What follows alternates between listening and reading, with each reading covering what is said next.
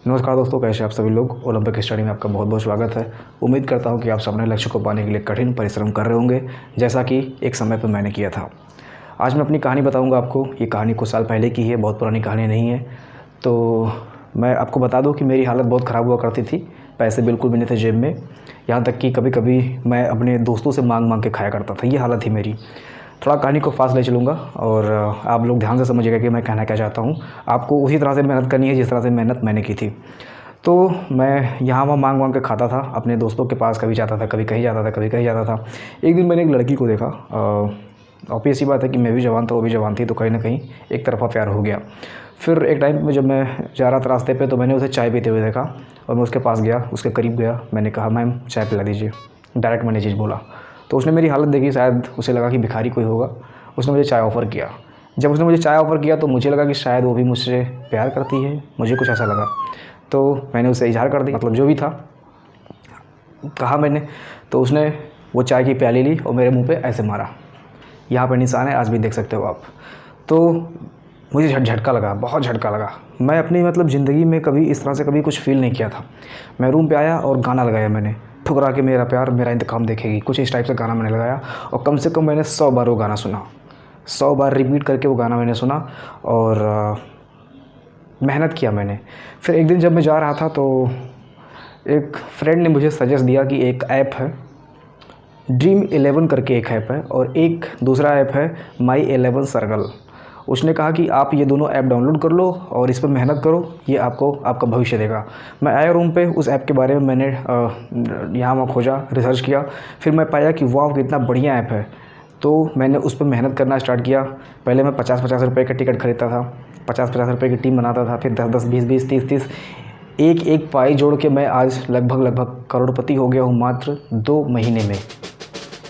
दोस्तों, जब मेरा सपना पूरा हुआ तो मैं सीरियस था और मेरे लाइफ का, मेरे जीवन का एक ड्रीम था कि मैं एक गाड़ी परचेज़ करूं। और मैंने वो गाड़ी परचेज़ की। OLX कंपनी से मैंने सीधे 25, टोटल पूरे 2500 रुपये का मैंने सेकेंड हैंड बाइसिकल ख़रीदा। आप सोच सकते हैं कि मुझे कितनी खुशी हुई होगी जब मैंने 2500 रुपये की बाइसिकल ख़रीदी अपने लिए, और आज मैं उस पर बैठ के गर्व से चलता हूँ। कभी कभी पंचर हो जाती है तो मैं बनवा भी लेता हूँ।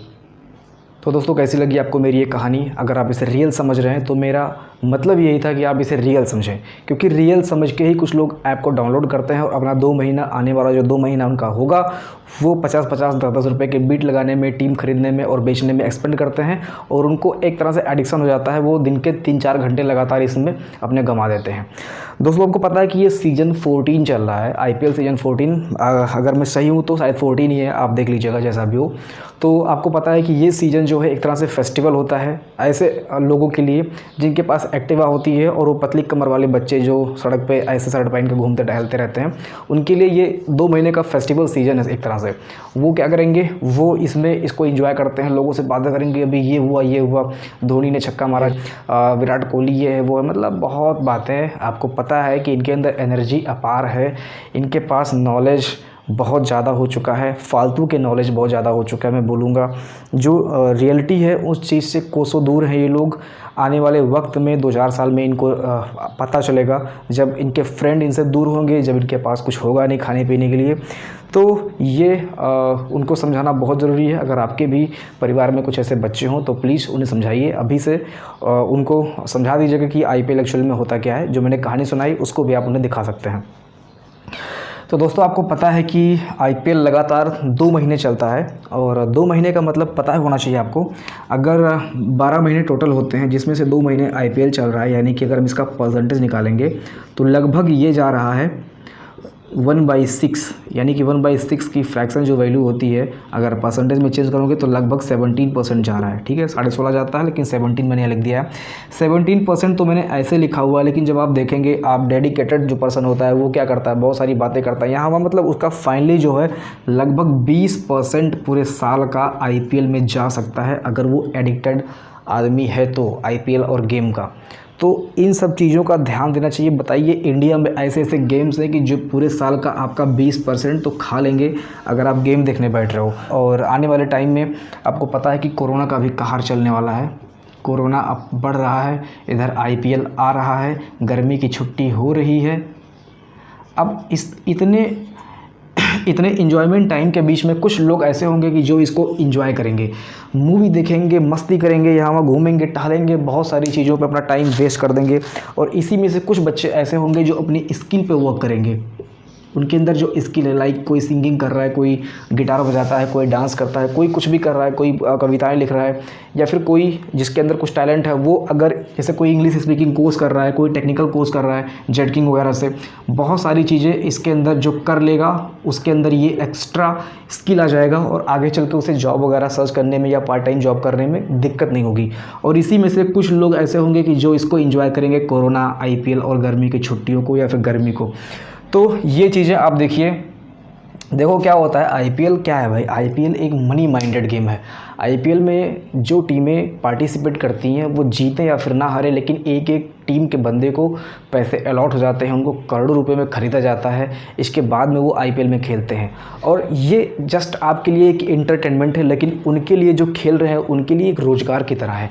वो अपना काम कर रहे हैं, वो मतलब पसीना बहा रहे हैं। आपको तो एंटरटेनमेंट मिल रहा है, लेकिन वो मेहनत कर रहे हैं, उनको उस मेहनत का पैसा मिल चुका है, वो रिज़ल्ट पा चुके हैं उस चीज़ का, और आपका जो टाइम है वो जस्ट एंटरटेनमेंट में जा रहा है। आप बताइए कि एंटरटेनमेंट की कमी है क्या? तो आप नया एंटरटेनमेंट क्यों पाल रहे हो? IPL का एंटरटेनमेंट क्यों पाल रहे हो? एंटरटेनमेंट ऑलरेडी अभी तक आपका डाइवर्जन हुआ करता था, तो एक नया सा एंटरटेनमेंट ये कहाँ तक जायज़ है? छोड़ो, ऐसे चीज़ों से हमें दूर भागना है, ठीक है। इसके बाद में आप आइए, मैं थोड़ा सा मैसेज देना चाहूँगा ऐसे बच्चों को। जैसा कि आप अभी मेरा वीडियो देख रहे होंगे तो आपके घर में आपका छोटा भाई या बहन होगी, उसको भी आप समझाइए, क्योंकि ये टाइम है ऐसे बच्चों को समझाने का जैसे जो 9 से 11 या फिर 12th क्लास के बच्चे हैं, या फिर जो ग्रेजुएशन में अभी अपीयर हो रहे हैं, उनके लिए ये मतलब IPL वगैरह क्या होता है, उनके लिए एक तरह से मतलब फेस्टिवल की तरह आता है और वो इसको एंजॉय करते हैं, अपने दोस्तों के बीच में चर्चा करते हैं, एक एक प्लेयर के बारे में चर्चा करते हैं और उनके आदर्श के बारे में चर्चा नहीं करेंगे कि उस आदमी ने कहाँ से उठा, कहाँ से उठ के अभी कहाँ पे खेल रहा है। तो उसकी मेहनत को अगर देखा जाए, उसके अगर हार्डवर्क को देखा जाए और उससे कुछ सीख लेके हम अपनी ज़िंदगी में कुछ हार्डवर्क करें तो वो जायज़ है। लेकिन आप बस एंटरटेनमेंट देख रहे हो। एक हीरो जब कोई मूवी बनाता है, आपको कुछ पता है कि जब स्क्रिप्ट वो पढ़ता है, आपको तो एक चीज़ें लर्न नहीं होती हैं, लेकिन वो किस तरह से स्क्रिप्ट प्लस इमोशन दोनों को लेके चलता है। टेक पे टेक रीटेक क्या बोलते हैं उसे, बॉलीवुड की दुनिया में रीटेक बोलते हैं, आई थिंक, कट अगेन जो होता है, ठीक है। आपको पता है कि बॉलीवुड में जो एक्टर काम करते हैं वो बोलते हैं, मतलब उनके सामने स्क्रिप्ट होती है, लंबी चौड़ी स्क्रिप्ट होती है, और उस स्क्रिप्ट को रट के नहीं बोलना है। जैसे मैं यहाँ पे आके चलो ठीक है कोई चीज़ रट के बोल दे रहा हूँ, उनको उस स्क्रिप्ट के साथ साथ में उस स्क्रिप्ट के एक एक अक्षर पे जो इमोशन होता है उसको भी लेके चलना होता है। आपको क्या लगता है जो कट और रीटेक होता है वो उनके स्क्रिप्ट भूलने पे होता है? ऐसा नहीं है। जो कट और रीटेक होता है वो स्क्रिप्ट के साथ इमोशन अगर मैच नहीं किया तब होता है। आप सोचिए कि जो एक एक्टर होता है वो भी मेहनत करता है, स्क्रिप्ट को रटता है, पहले 4 बार 5 बार रटता है, इसके बाद में वो एक्टिंग करता है।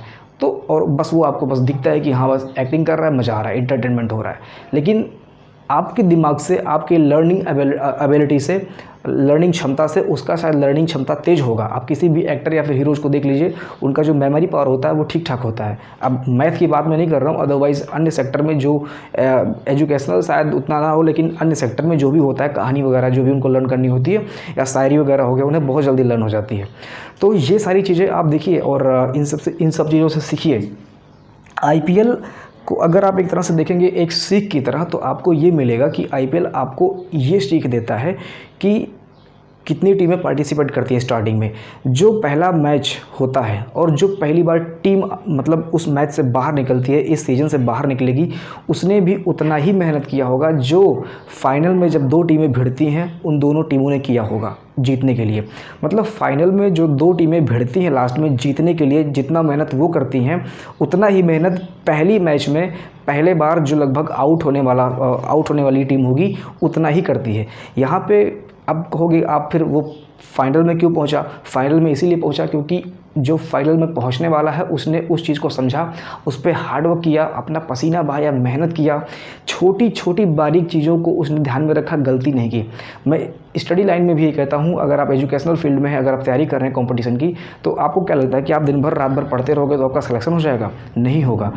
इसके साथ में आपको ज़रूरी ये है कि आप छोटे छोटे विचारों को, आप छोटे छोटे तरीक़ों को किस तरह से हमें पढ़ना है, किस तरह से हमें चीज़ें लर्न करनी है, किस तरह से हमारा शेड्यूल होना चाहिए, किस तरह से हमें अपने आप को मैनेज करना है, किस तरह से हमें अपने मन को पवित्र रखना है। छोटी छोटी चीज़ें जो एक तरह से आशीर्वाद या फिर लक की तरह आपको एग्ज़ाम में काम आती हैं, इन सब चीज़ों पे काम करने से जाके फाइनली कहीं सिलेक्शन होता है। इसी तरह से जो टीम फाइनल में पहुंची है उसने छोटी छोटी बारीक चीज़ों का ध्यान रखा और वो फाइनल में खेल रही है और कहीं ना कहीं वो जीतेगी और विजयी होगी। तो ये IPL सीज़न पे ये मेरा लेक्चर रहा। तो अगर आप भी इस पे कुछ सुझाव देना चाहते हैं और कुछ आपकी भी राय है IPL से रिलेटेड, कुछ अच्छी बातें हैं, तो आप कमेंट सेक्शन में लिखिए। आप इस IPL सीज़न के बारे में क्या सोचते हैं, आप कमेंट सेक्शन में ज़रूर लिखिए। और चैनल पर नए हैं तो अभी कभी फॉलो कर लीजिए ताकि अपडेट्स आपको बराबर मिलते रहें। जय हिंद।